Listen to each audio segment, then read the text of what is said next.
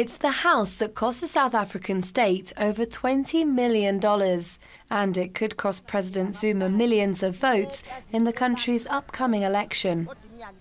The president's sprawling homestead in the village of Nkandla in KwaZulu-Natal has been upgraded at taxpayers' expense, with a security fence, helipad and houses for his 4 wives and countless relatives.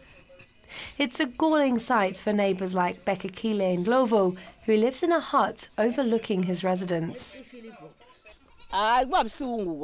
It's disappointing, but we remain hopeful that our turn will come. We are hopeful. Maybe one day they will build us houses as well.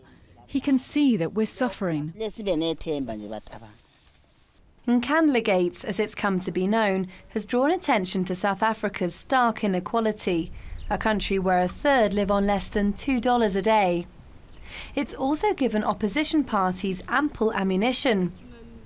Local mother of 2, Standiwe Hlongwane, was given this house by opposition leader Julius Malema to highlight Zuma's extravagance at the expense of the poor. I've lived in a mud hut all my life. Never in my life have I dreamt of living in a house like this and sitting on a sofa. I never dreamt of living like this. The political stunt was enough to inspire many of Zuma's neighbours to sign up to Malema's party, the Economic Freedom Fighters. And across South Africa, the Nkandla scandal is turning many voters against President Zuma and his ruling ANC. This Nkandla, the house, the 208 million rand spent on it, symbolizes everything that people have a discomfort with the current administration. So I think the ANC right now is sitting there with its heart beating very, very fast, because it's a big issue in this election, this house. President Zuma's popularity is at an all-time low.